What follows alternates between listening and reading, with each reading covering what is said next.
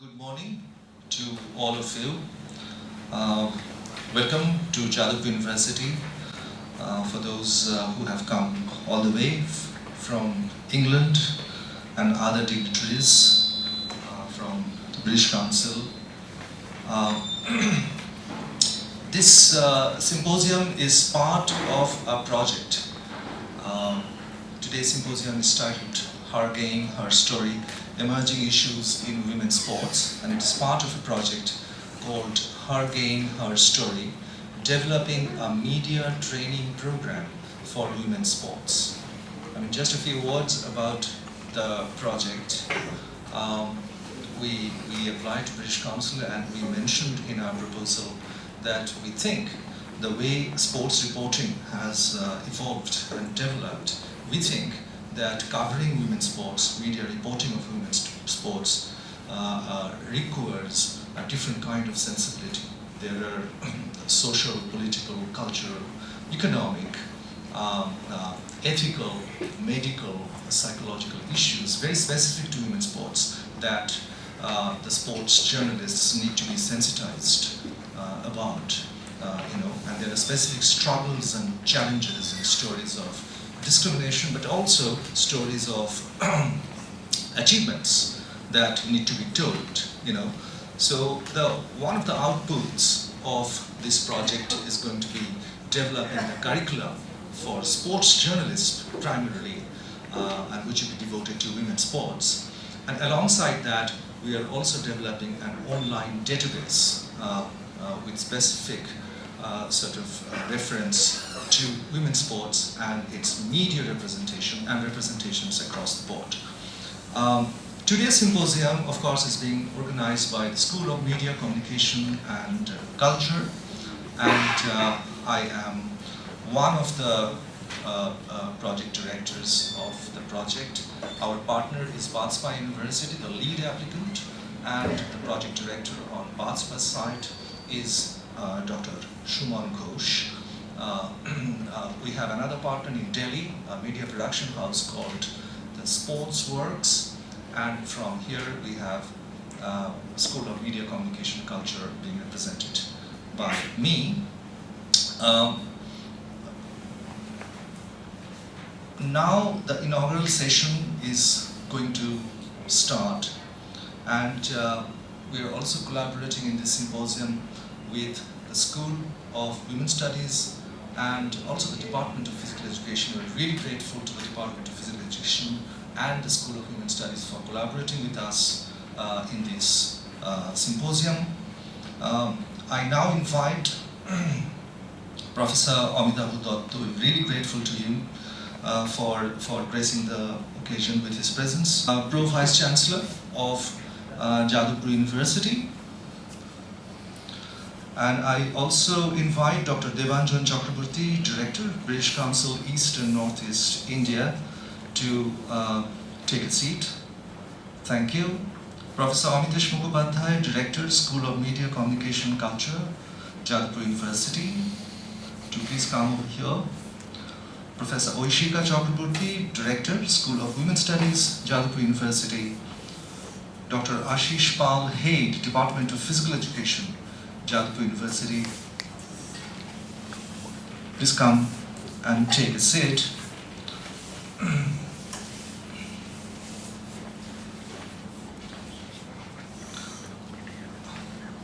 I would now request Professor Amitava Datta to say a few words and inaugurate the symposium, and after that we'll have short speeches by each of the dignitaries on dais representing the schools and departments and British Council. Yes, to Professor Datta.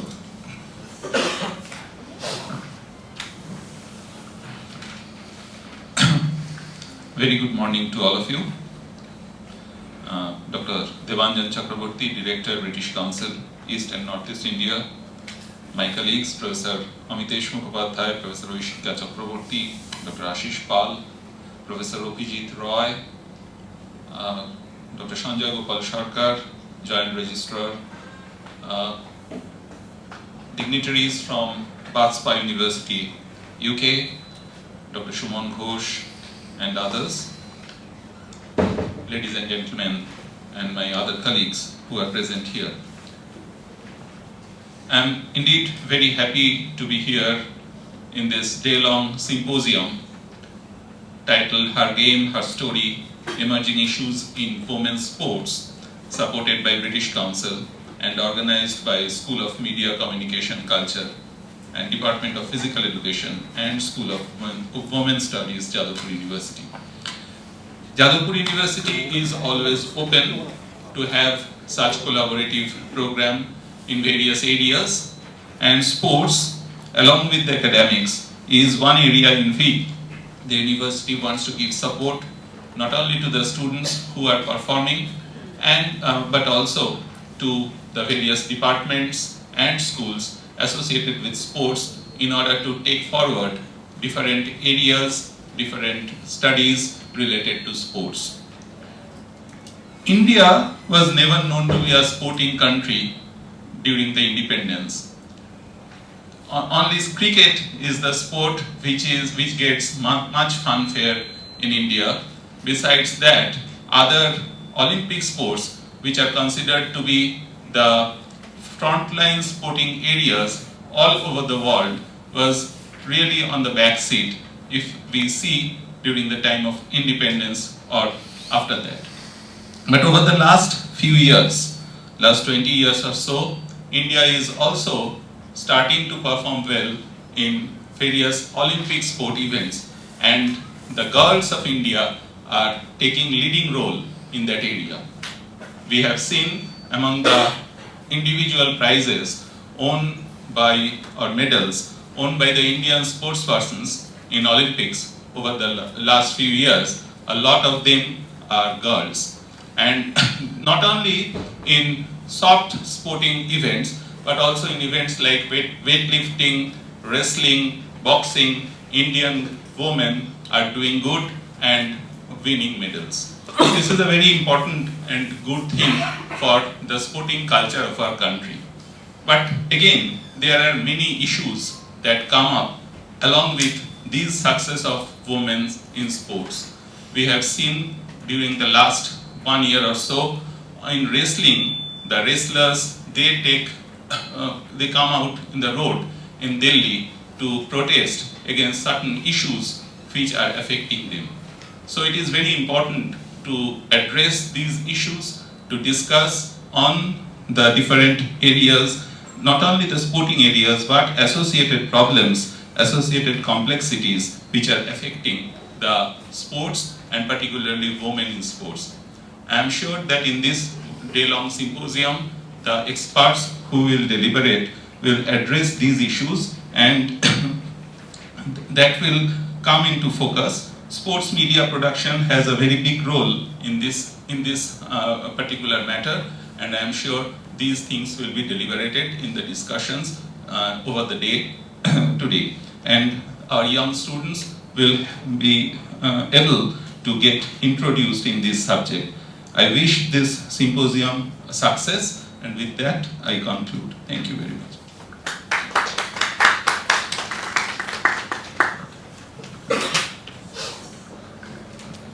So now, our symposium has been inaugurated with his words.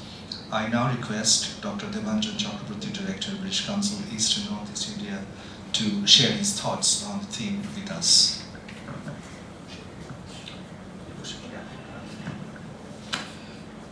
Yes, you can use that one also.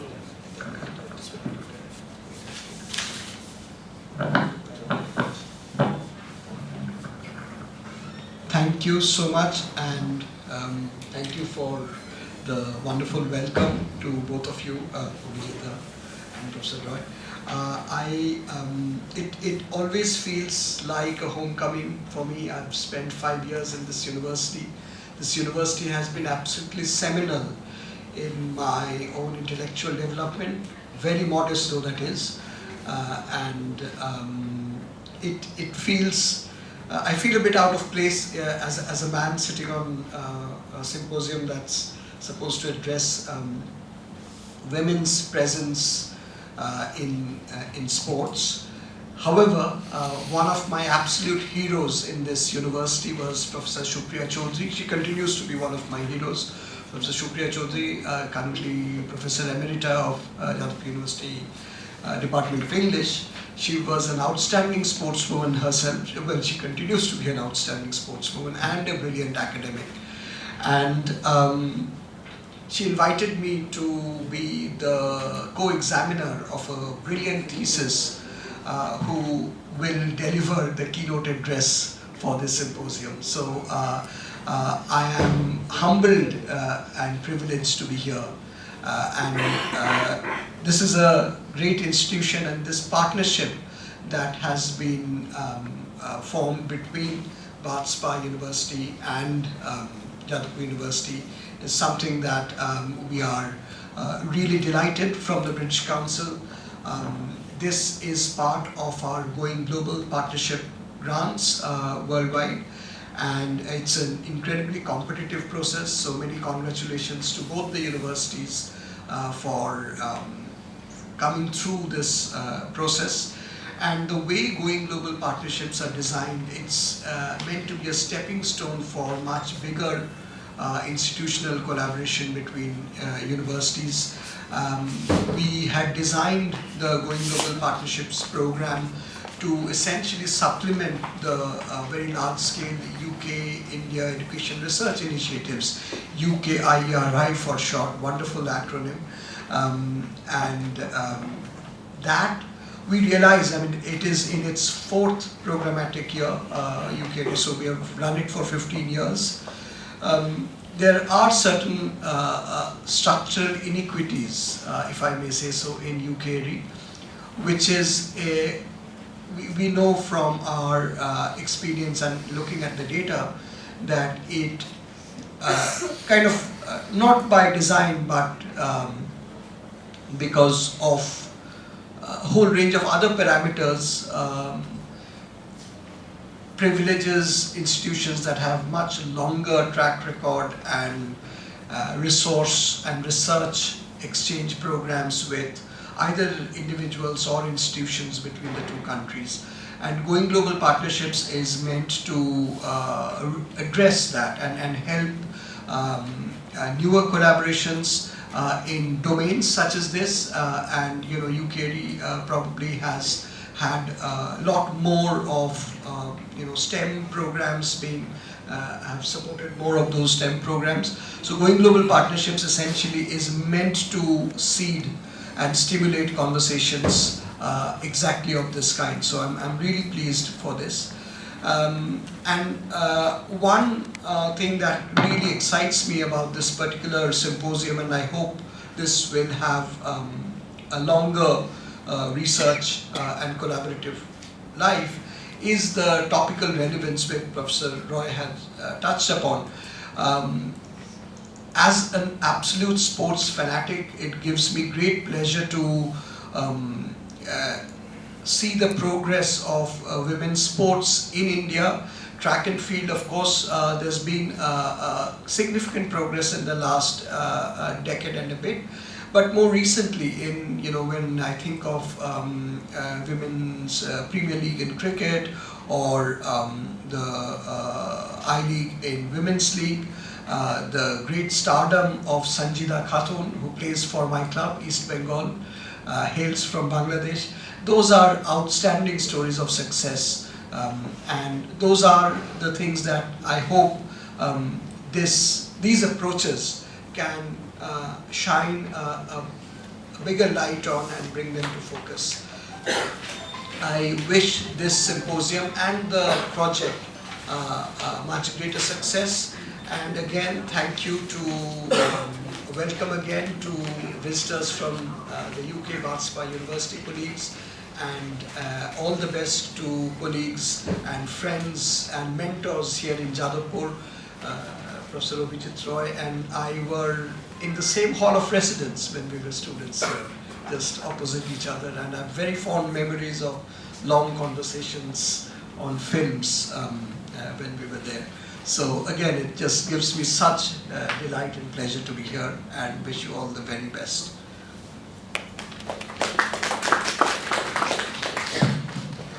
Yeah, thank you. I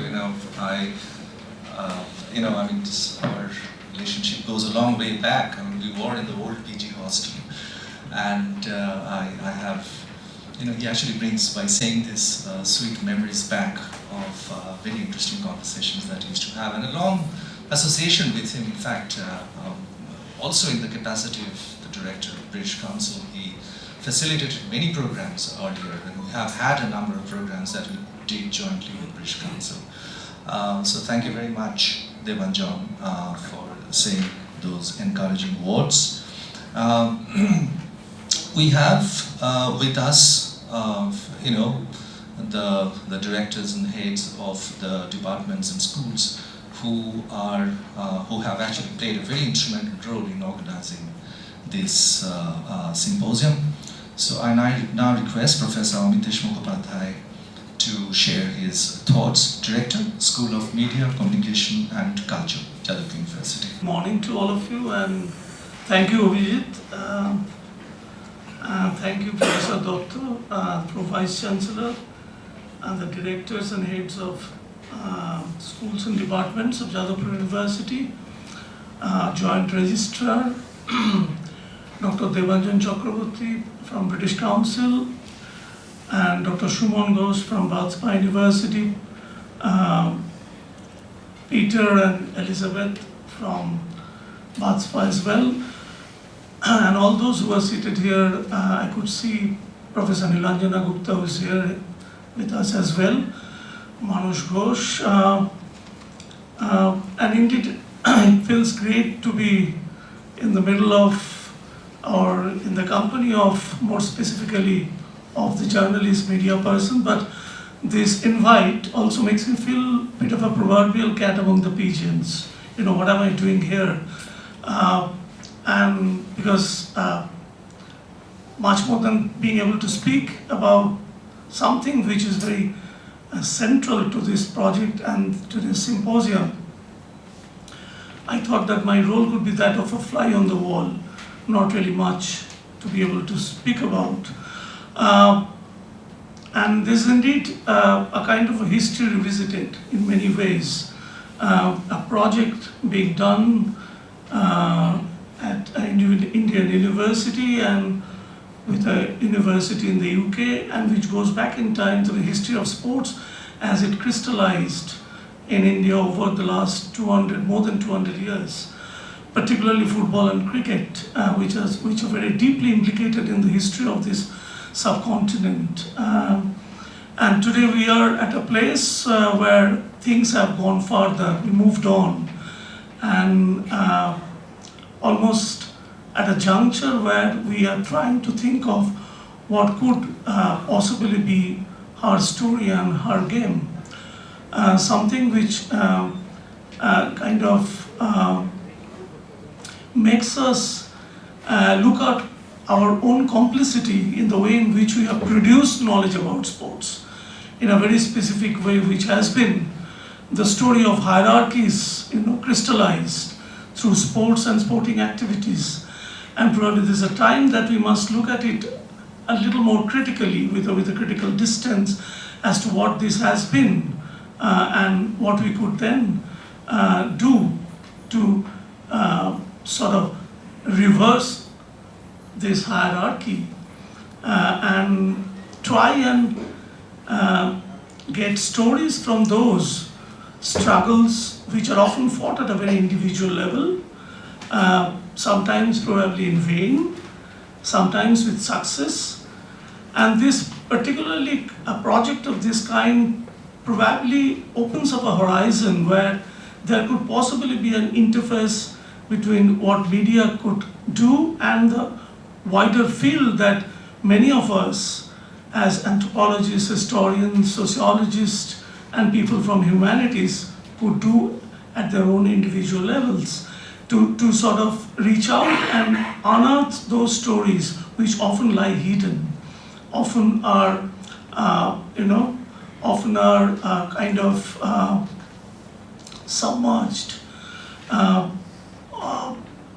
kind of subjugated knowledges, to be more specific, which need to be retrieved And since this has been going on in different other arenas of humanities and social sciences, it's time that we turn to sports and pick up those subjugated knowledges, those perspectives which are increasingly linked to the being of individuals, particularly those who have a lot to tell us about their story and their game.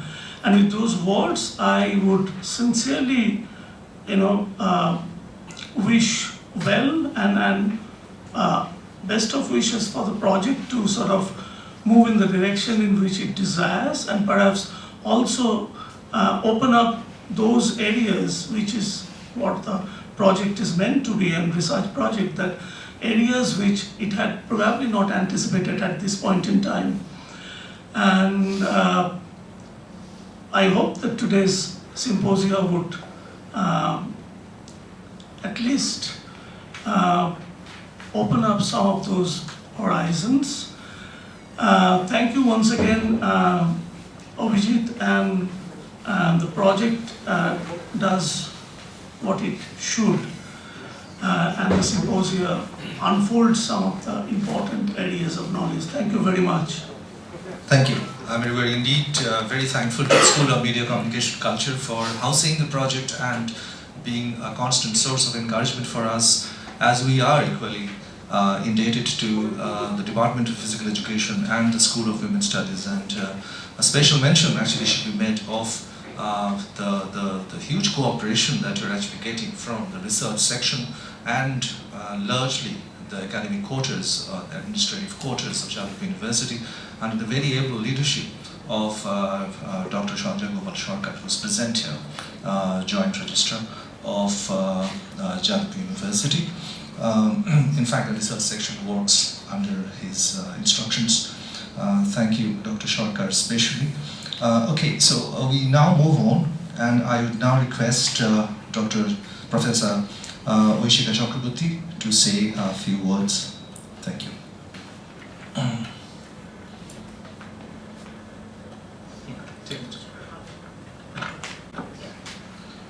Thank you so much. Good morning, everybody.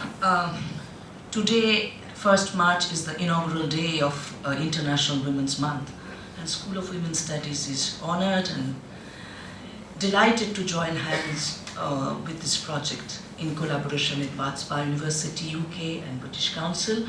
Thank you, Abhijit, for making us partner or collaborator in this wonderful venture. And as he asked me to deliver a speech, I have just jotted down some points, because we know that a hard story will always be at stake if she herself doesn't become the game changer, or if she becomes the pawn of the game itself. As we greet and salute women performers, women sportsperson and superstars on the podium, biting their medals and posing for the photographs in all smile, we hardly see the pain, the sweat, the blood, the wounds, the injuries, and maybe several nights and days of sexual harassment. We salute the medals winners, we salute the laurels, but we hardly, or we often turn a blind eye to the hard-won battles of women who come out in the public sphere to tackle the game through her sheer bodily clout and control. 21st century is indeed, as Professor Amitava Datta has mentioned, is a crucial and critical moment in women's history or women's sports, as sportspersons are coming out, leading from the front, bagging awards, breaking through the glass ceiling, and leaving their mark in sports like weightlifting, boxing, and wrestling, which is absolutely a hyper-masculine domain, and gymnastics, Pudunova jump of Deepa Karmakar, tennis, and badminton, of course. We should not forget the achievements of the Olympians like PV Sindhu of Shakshi Malik, of course. So, but we prefer to be oblivious that underneath the celebratory stories that went into the making of Dangal, Mary Kom, or Chak De India, there hide some gruesome stories of molestation and humiliation. 2016, of course, is a time when Sakshi Malik from Haryana won the bronze medal in Rio Olympic, and stepping into the, as I said, the hyper-masculine akhra of the Kusti or the Palwans of Haryana. This is the year when Sania Mirza won the Australian Open Doubles Championship with Martina Hingis, and Sania Nehwal was conferred Padma Bhushan, the state award. The year also saw the release of Dangal, which was based on the true stories of Geeta and Babita Bhagat. And my engagement with an university based in Delhi NCR, and I also have been a part of the research initiative, and I know that gender dynamics are changing fast in rural India. Many girls are trained by their Pehlwan fathers to tackle the game of wrestling that also ensures job, fame, respect, ijjat, but which is also inextricably linked with land ownership, with several other state entitlements, and of course with employment. But the sudden surge of Pehlwans or prize winner women cannot obscure the fact that the Haryana still has the worst sex ratio, and there are rising control of the Khap panchayats and increasing rates of honor killings in the same state. So the fathers often said that ये मेरी लड़की नहीं लड़का है, but खेल खेल में हम ये भूल जाते हैं सबसे बड़ा खिलाड़ी, सबसे खतरनाक खिलाड़ी कौन है. So from January 2023, sitting at Jantar Mantar, when wrestlers and athletes like Vinesh Phogat and Sakshi Malik return their awards and quit the games, decides to quit the game forever, they bring home the fact that wrestling against patriarchy is harder than any other Olympic event. And it's harder to outmuscle and outmaneuver the sexual politics of the nation. So her story will always be at stake if we don't unplug where she actually is becoming the pawn of the game. Thank you so much. Thank you, Professor Chakraborty, for actually reminding us of how women's sports should also be seen in the larger context of movement and possibly women's movement. And that's very important. How contextual is this particular field is for people like you who have been, sort of pushing the cause of women's rights. Thank you for that. We now move on, and I now request Dr. Ashish Paul, Head Department of Physical Education, Jadavpur University. Ashish has been working, shoulders together with me, right from the beginning, and making this symposium possible. Very special thanks to you. Yes, Dr. Paul. A very good morning to all of you, all the dignitaries present in the dais and in front of me, all the sincere and beloved students of my Department of Physical Education and Research Scholars also. Really, it's a good pleasure to the Department of Physical Education to be a part of this particular symposium, and as well as the project that was already launched by Professor Roy. Prior to 3 months, actually, 3 months or near about 4 months also it may be, he has proposed me regarding this particular proposal, and definitely that was a very good actually chance to the Department of Physical Education to introduce our knowledge, our expertise, our experiences in this particular project. So really, first of all, I really thankful to Professor Roy. In the Department of Physical Education, actually we are nurturing the talents mainly, because in our department, that is the teachers training department, so the future potentialities, if we consider, who are gradually grown up, we used to teach that particular little kids. So our students actually in our department train themselves that how they can provide the training to the little kids, who actually the future potentials and who will enter into the elite sports in future model. In this particular situation, if we consider the sports in India, here already all the dignitaries already mentions different examples. But I want to mention only one example. In our department at present situations in BP8 course, there is a girl student, Devapriya, who actually was the member of champion university team in Kelo India last year.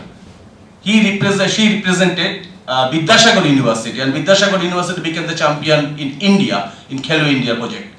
So really, it's a pleasure to me also to mention her name here. In our department, we have related with different subjects. Suppose biomechanics, the application of biomechanics, how we can develop the performance, different remedial process of different execution of our part of our skill actually. There is statistics, there is different types of research also. So I think if we include this particular part in this particular project from different area, then definitely this project will show us some light in future. So really, again, I am thankful to all the members who are present here and associated, specifically Madam Aishika, our Amites Babu, and Debanjan Babu, and our professors also. So it's a pleasure to me again to mention that, and I hope this project will actually gather some specific knowledge, and we will benefit from that knowledge also. So that's all to me, and thank you very much to all of you.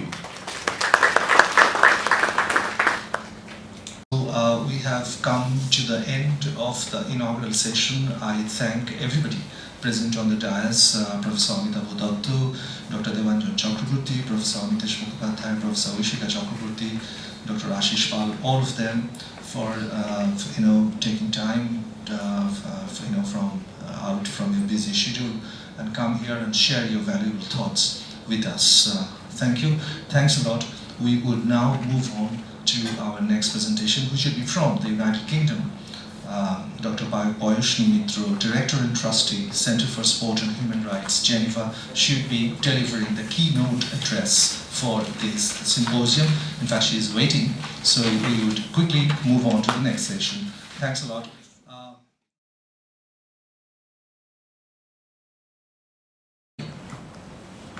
Thank you, Abhijit, for giving me this opportunity. I believe this was not in town.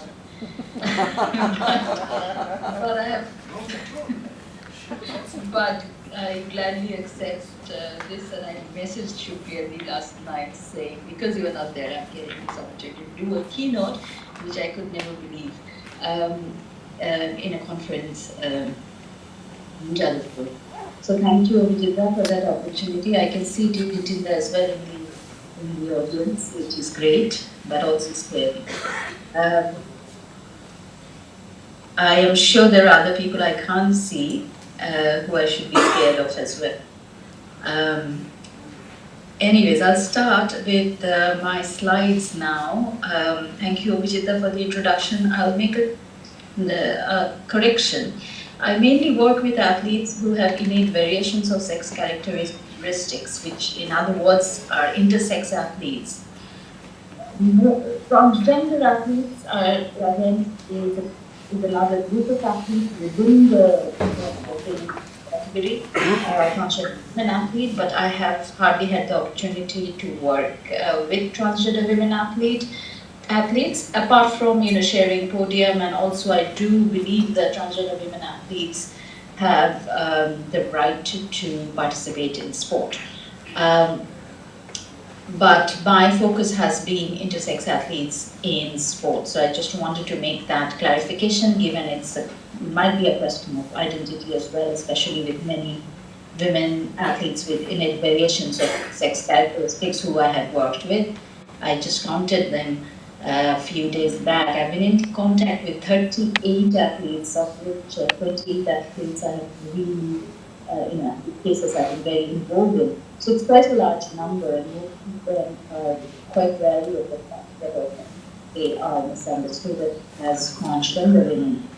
So I wanted to make that clear.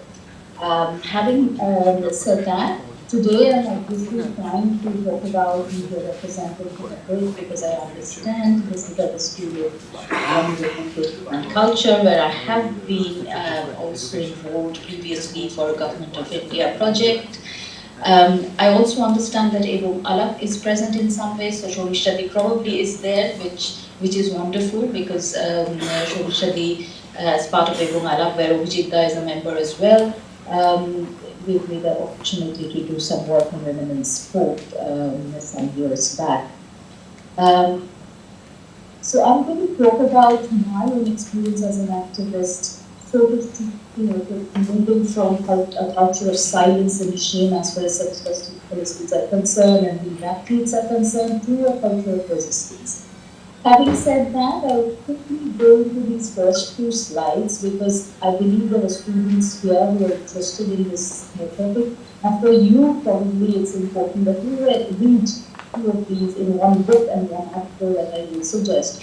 The Rights of Men, Manhood, Politics and Culture of Sport by Barbara Burston. It was written in 1999, pretty old, but very relevant even today. Sport divides people against themselves. It separates children from children, men from women, and community from community. Sport models exacerbates social conflict and encourages antisocial and anti-democratic values. And it does this most centrally through its inflection of gender, particularly its offering of ideal types of behaviors for men.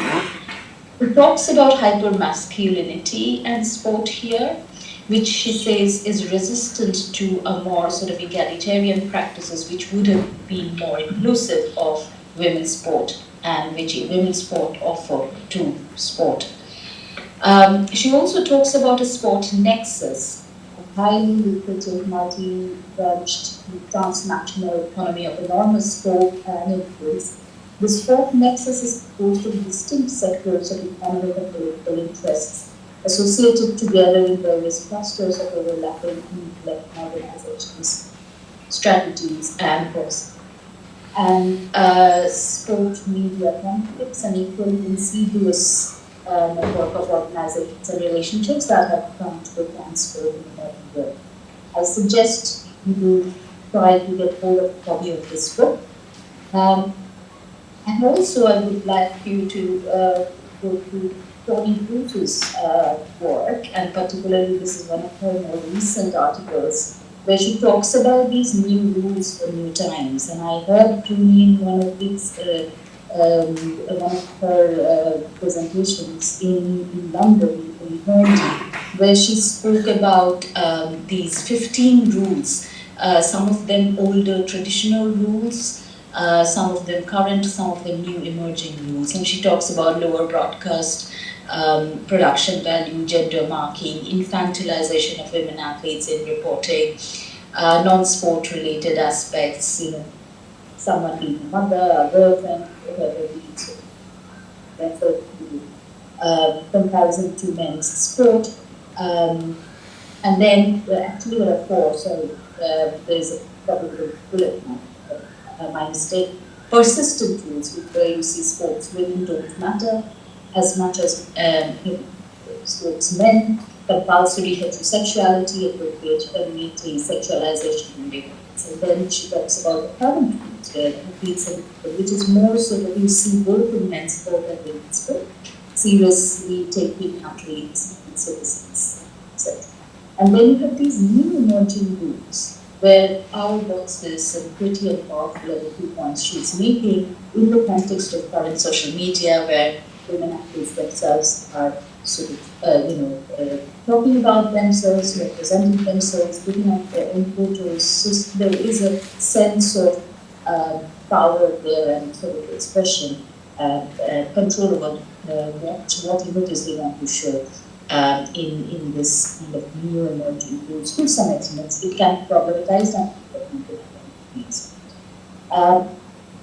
my expertise lies in this, not really, but I just like this image, and I don't like necessarily the person about whom this book is, but it's about John Money and critical essays on John Money's diagnostic concepts. And John Money is quite a name as a scientist. In the context of intersex people, and how his work has influenced the development of intersex people. Now, since I have worked on sex positive policies, and I would like to talk about this in the context of sport nexus, as I just spoke about, I'd like to talk about the sport medicine media nexus. And also I want to mention here that the premise that I am coming here from is I understand that what has been told to us about science being clear, the science of difference between men and women being clear, between, intersex women and non-intersex women being clear is not really correct. And where I'm coming from is a human rights perspective. So bringing a human rights perspective, emphasizing human rights of athletes is what, the entire work for a decade and a half that I have done kind of focuses on. And the sex testing policy, if you are at all aware of it, is totally large, probably all of you have. It was referred to as history of ignorance by Professor Amitava Datta, the former medical chair of the ISC. For 25 years, Professor Yonkers has been part of these commissions, and we thought that this whole history of sex testing policies where women, at one time, all women were asked to undergo these tests, starting from physical examination to the chromosomal test and ultrasound of your internal organs, etc. This whole history, where we have come up with the science and the process, and then found it was not good enough, and then started working on the history of humanity, evidence of scientific evidence. And Arna Young was the litigated in pretty chunky piece of book. This was actually not. But anyways, moving on to simpler discussion.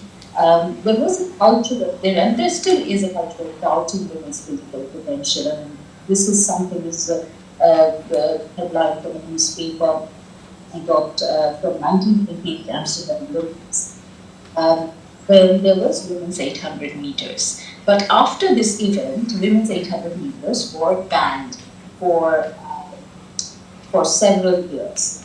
9 women ran in the final of 800 meters, 6 of them broke the previous world record, and 5 of them laid down after the race. Obviously, all of them are trying to break the 9 of them ran, and 6 of them tried to break the previous world record and successfully did so. So obviously they pushed themselves a lot and they collapsed at the end. Or they lay down after finishing the race. But this was the headline, and it meant as if women were incapable of running 800 meters, and therefore it was banned for several years, for 32 years, until it's introduced again. And this has been a part of the discourse that drives the sex testing policy related discussions today, where you have men doing very well, being referred to as the greatest 100 meters of all times. This is from 2009 Berlin World Championships of World Athletics at that time, the International Association for Athletics Federations. It's from Daily Mail, not my favorite newspaper, don't judge me. In fact, I'm just using that for better impact. A tale of 2 exceptional athletes, and these are, so you see on the left, you see both after one more title arise, so the same, and the same World Championships. On the right, you see Caster Semenya there, winning the 800 meters, and the title was, the headline was, "Did a Man Win the Women's 800 meters?" So when a man is winning and he exceptionally well, breaking the world record, he's extraordinary. But Caster had to face scrutiny, humiliation, further testing for being too fast. And he's still far away from the world record. The race back.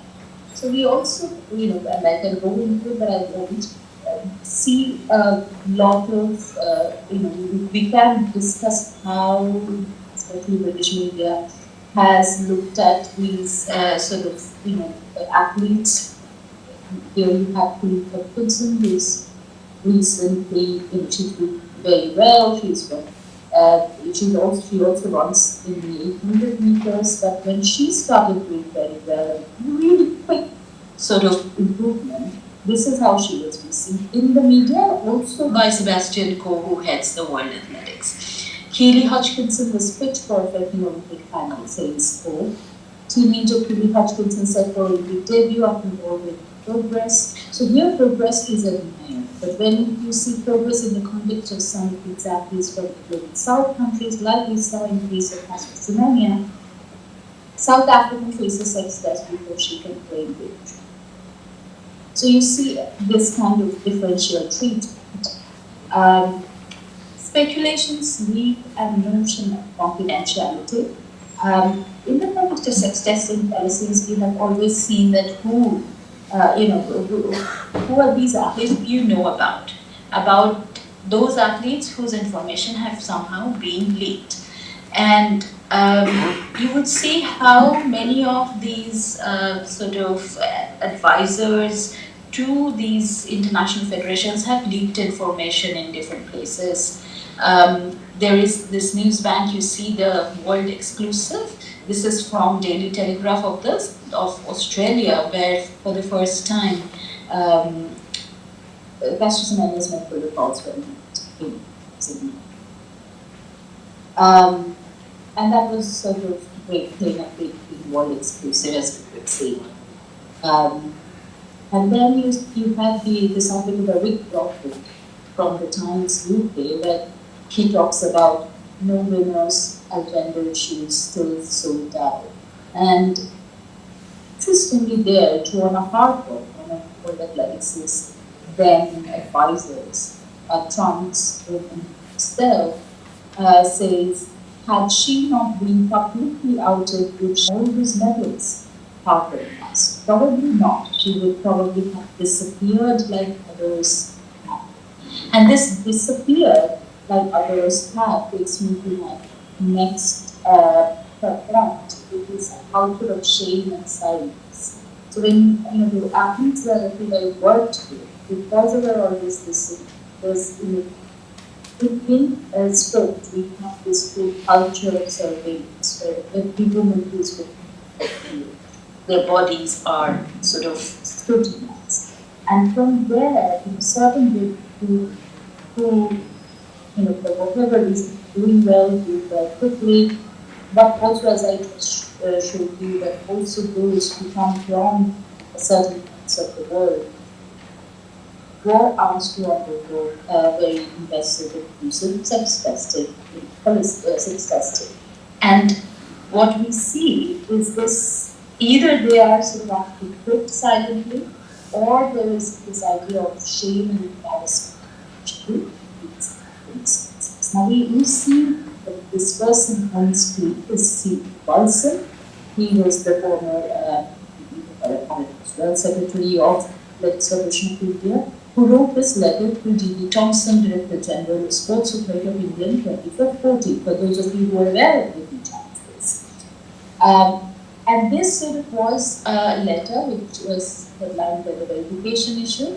But see what he says there. Such cases have brought embarrassment to the fair name of sports in India. Conduct verification test as per the established protocol so as to avoid any embarrassment to in the national skill development stage. If I have to stop, do let me know. But I will take 5 minutes if that's all right.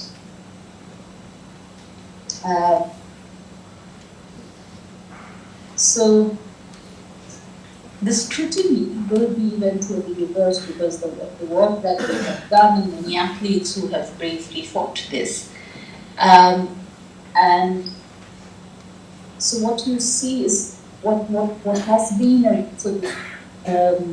the reward of this work in the last 15 years for me personally is this shift from this notion of shame and embarrassment. And you see how that has been represented in the media previously to what it has become now. So boy, that some win, golden girl to face sex test was the kind of media representation in 2009 to what you see by the time it was 2019, 10 years since, when Cassius Mendes says IAAF used her as a human being and peers others at risk. So what you see is this shift where the scrutiny was about the woman's body who ran, to scrutinizing these, reversing that scrutiny and scrutinizing preside the International Federation.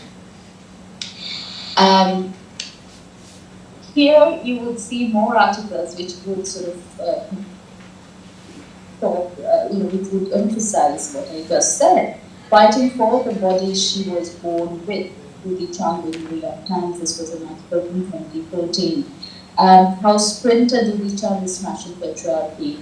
World Athletics accused over abusive sex testing of athletes in the Global South. This was after a Human Rights Watch report was published where I was a co-author. Then you have Sebastian Coe's World Athletics could face legal action with the sex athletes seeking justice and claims those who were forced into surgery to comply. So you see this sort of athletes' voices becoming important and the scrutiny being reversed. Players' own voice from CBC, who's a woman and who gets to decide. I will give this gonadectomy athletes an apology. This was said by the doctor of Britta Dreyer, doctor of Casper. And there is one article by me from the Telegraph Square where those comments show that the women DSD athletes were biggest their priority. So the scrutiny has been reversed, and it takes me back to one of the first athletes, Chandu Sangha was one of the first athletes I worked with at this Hindu Pranami, that many of you are aware of her, I would assume. And you see this first image was taken by Udina, who is a great, very well-known filmmaker, where you can't really see Pinky, but you see these camera persons and reporters around her.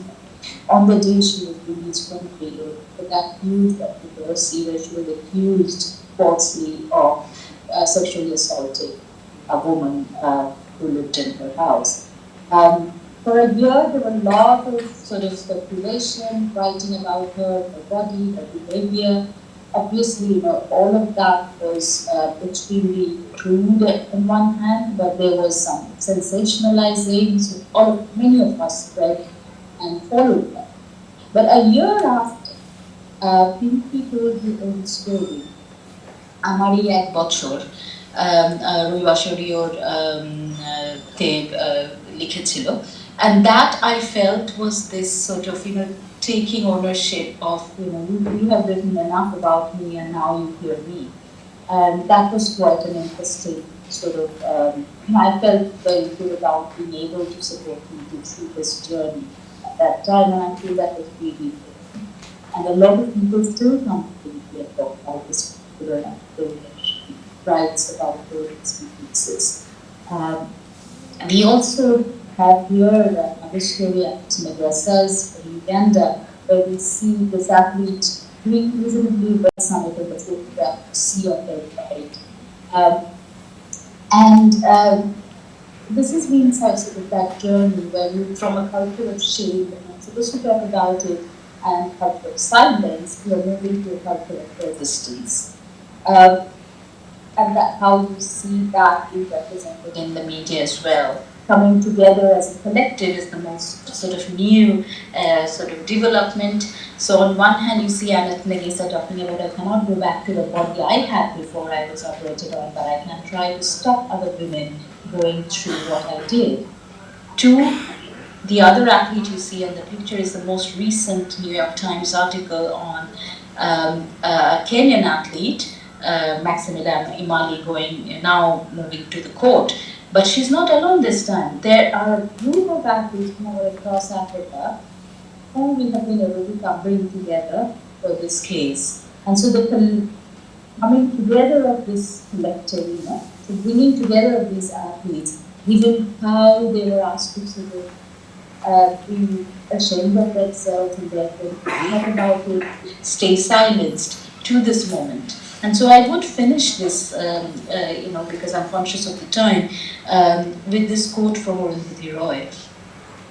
What we need to search for and find, what we need to hone and perfect into a magnificent shining thing is a new kind of politics. Not the politics of governance, but the politics of resistance, the politics of opposition, the politics of forcing accountability, the politics of slowing things down, the politics of joining hands across the world and preventing certain destruction. And that's what has been my journey with these athletes about whom I spoke about today, and also how interestingly that has been portrayed through how these athletes took control of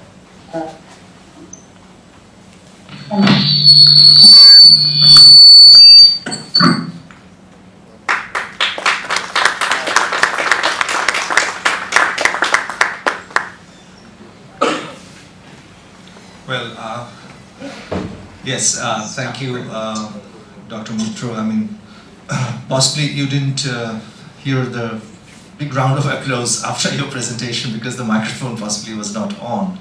But anyway, thank you very much.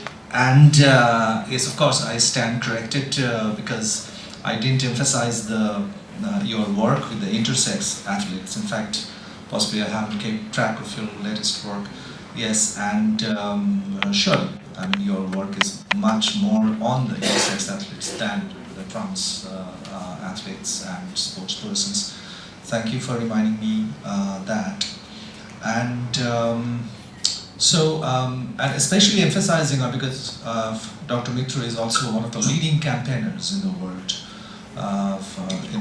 to abolish sex testing policies and sex testing in the field of women's sports, and working with Asian women athletes, African athletes, etc. So we now open it for an interaction. She said that she would love to have questions. So let us have some questions put very briefly. We do not have much time, and she would answer your questions. Could be questions, comments, observations, and I see Dr. Aishika Chakraborty here, possibly who told me that he has a question. So I would first give the mic to Dr. Chakraborty from the Department of English. Please go ahead. Thank you so much for that brilliant keynote. I understand that this question / comment of mine might not be directly related. Might not be directly related to the kind of work that you are doing right at the moment, but I just wanted to understand the scene, and if there is any document, any book, any kind of writing on this issue, that is women with disabilities in sports. Because media representation of women with disabilities in sports, at least in India, it is minimal. I understand that there is Paralympics and there are, mainstream media, 1 or 2 articles on Paralympics, very kind of an inspirational porn kind of a picturization of that. But outside that, since you are talking about rights, so do you have any idea about that? And we also understand how, at least in India, disability and queer because you are working on queer persons and sports, their participation in sports, etc.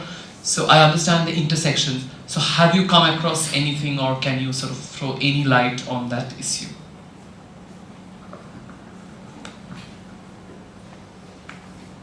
Shall I take the question, this question first? Yes, please. Yes. Okay. Thank you, Arjuna. Thank you for the question. I did not refer to in this presentation at all to women with disability, but if we talk about intersectionality, there are some Paralympic athletes who identify as intersex as well. But we haven't brought that conversation to the forefront because we believe that if we talk about it at this point, that brings scrutiny on them. Because there hasn't been much discussion, the Paralympics bodies are not so concerned about intersexuality at this point. So just not, to avoid more attention, we haven't spoken about it. But I'm conscious and aware and connected to a couple of athletes who with disability who are also identified as those with declarations of sex characteristics. As far as academic work is concerned, if you are talking about intersectionality, circumstances as well as visibility, there isn't much at all. This is such an emerging area of work in any case, both in the context of women and visibility in sport, also in the context of women and intersexuality in sport. It's such an emerging area that we don't get these two issues sort of plugged together at all as of now. But there are obviously academic writers as well as activists who are aware later on who might be able to help you better with more connections to academic conversations in this thing in the area of women's sport. Also, there are fantastic women athletes in India, for example, who are the spokespersons. Okay, thank you. We have Professor Shonji Mritha from the Department of Physical Education. So he has an observation to make. Madam, thank you for your nice presentation on this very emerging issue in the field of sport and the society at large. So I think you could remember that I had made some mail communication to you for opening a center, Olympic Study Center here at Jadavpur University.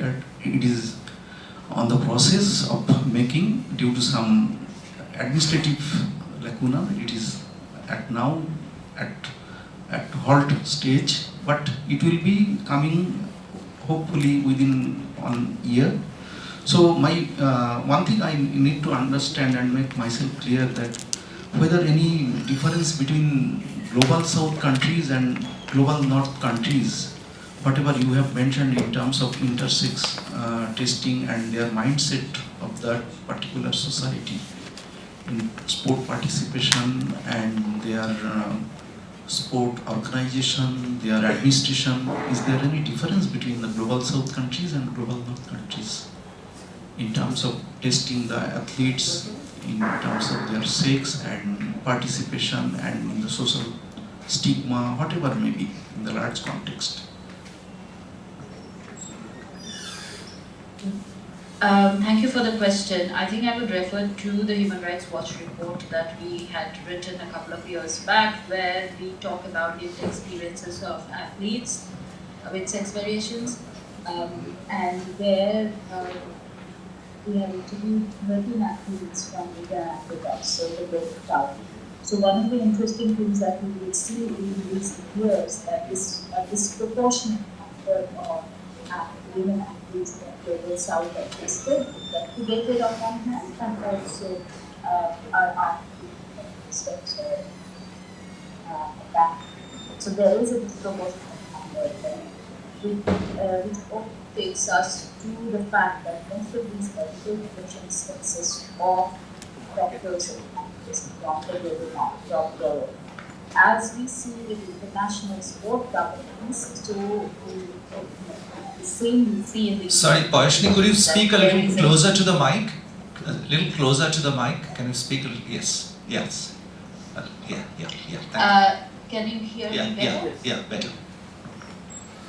Okay. So what I was trying to say is international sport governance is Eurocentric, and so are these medical commissions who are creating these regulations. So if you see who are regulated, it's disproportionately women from Asia and Africa, and who are regulating, you see mostly men, and white middle class men from Europe and North America. So that has been one of the observations. As far as your question is about if the federations and the officials are doing things any differently, there is a lack of awareness about certain kind, especially athletes' rights.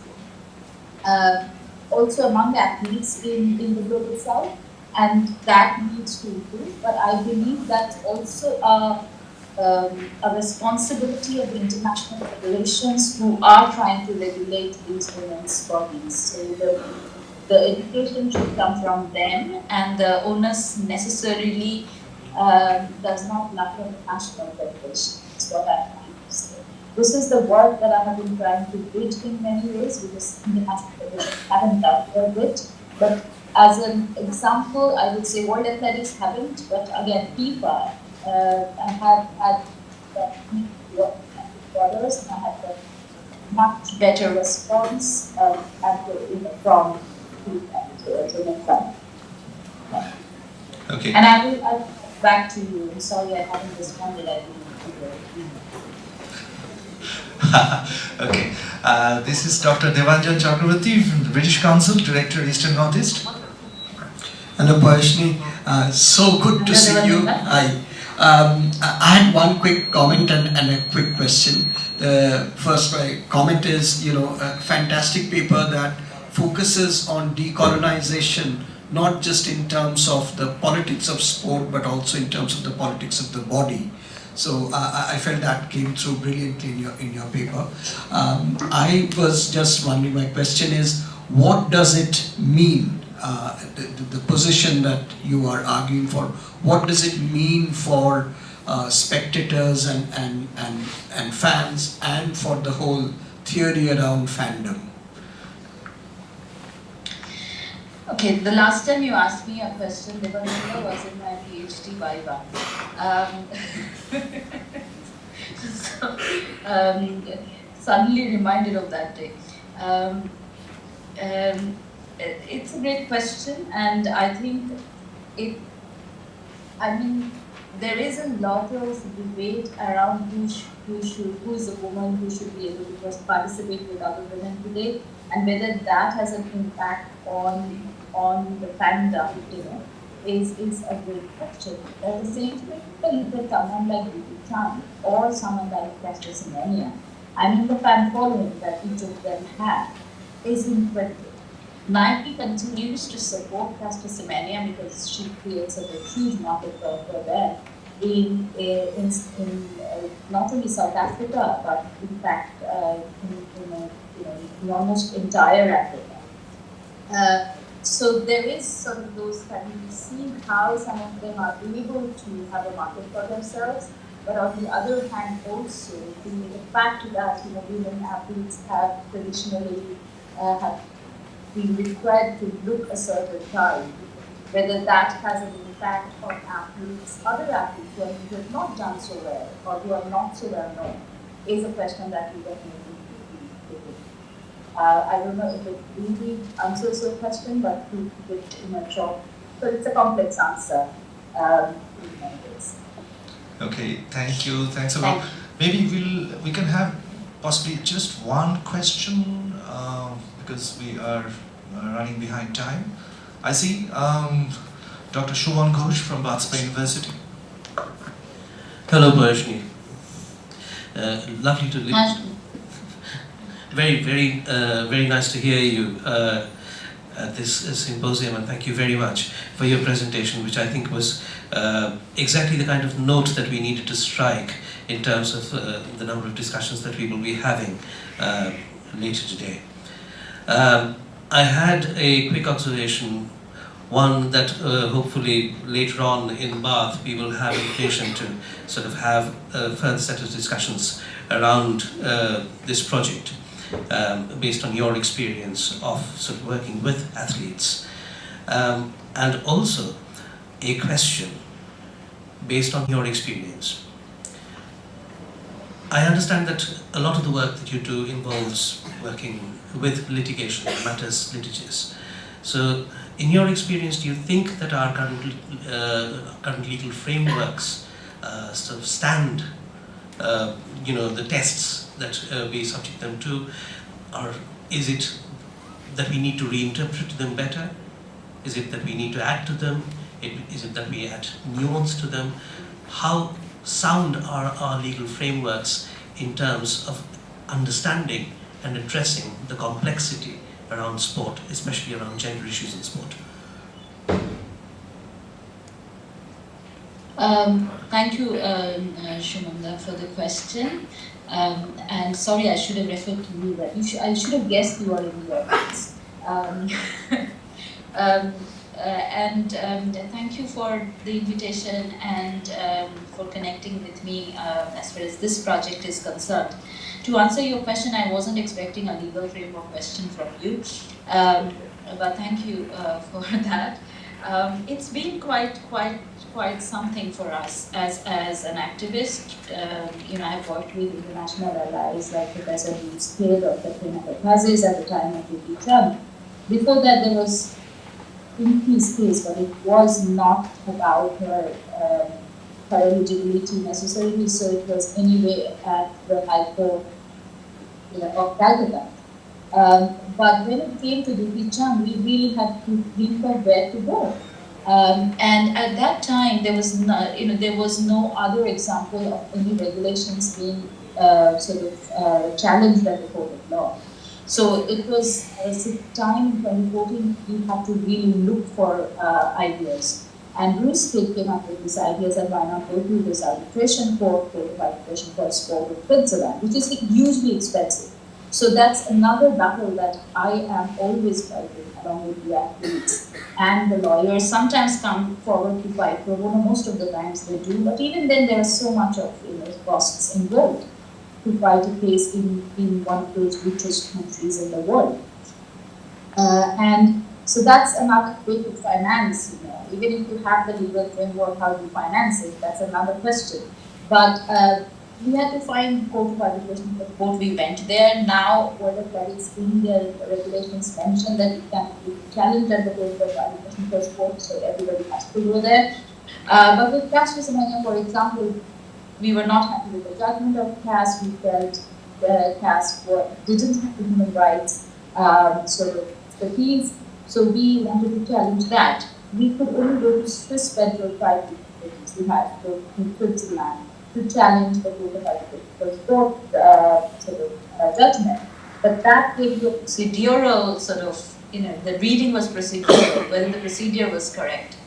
And SFT upheld CAS's judgment. Then we were again at a loss that where do we go next? And then finally now as the European Court of Human Rights.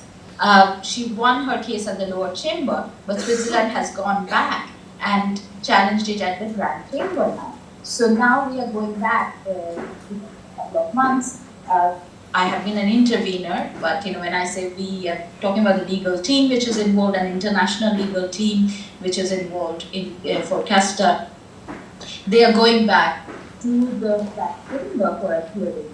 And we don't know what we are going to hear them. We are positive and optimistic. But if it's not in our favor, where do we go next? We really do not know. So, you're constantly trying to find another way, and we'll see where we head. But at the same time, I would like to say that there are institutions like the World Players Union, for example, who are trying to find alternative legal options for athletes, which are probably financially going to be more viable, given they are more player-centric. I'll stop there. I am conscious of the there's probably enough time. No. It's absolutely, a delight to listen to you. The conversation has really jazzed up, and we were really enjoying every bit of it. So that brings us to the end of this session. Thank you very much. But one thing I should mention is that the half an hour audiovisual presentation that we are going to have in the afternoon of the symposium comes out from a series that Poeshni did with women sports persons, not only women sports persons, but women from the field of sports in and around Calcutta in the districts of West Bengal. And we are going to, and it's produced by Ebong Ala, and it's still visible on that our website. Ebong Ala, Poeshni said that both of us are actually part of that organization. So that's something that was arranged, organized, produced by Poeshni, and she was the one who interviewed these people, these persons online. So we are going to see excerpts from that. We're deeply indebted to Poeshni for allowing us to present that, and we're also indebted to Ebong Ala for allowing us to present that in today's one of the sessions of this symposium. Thank you very much, Parshni. I know you have other works there back in London, but as much as possible, you please stay back, or if you feel like, you can of course leave whenever you wish to. Because this is live, this is on, and even if you want to sort of join later, you can just give me a message. We'll log back once again towards the afternoon. Thanks a lot. And Parshni, as I said, you are coming possibly to Calcutta for maybe a day or two in March. So we'll see you once again, and we'll interview her. And thanks a lot on behalf of School of Media Communication Culture, Bajpai University, and Department of Physical Education, and School of Women's Studies. Thanks a lot. Thank you. And we hope to sort of get expertise, use your expertise for the project, and especially the online database that we're trying to build up. Thanks a lot. Thank you. Thank you. Thank you, Abhijit. Thank you. Thanks.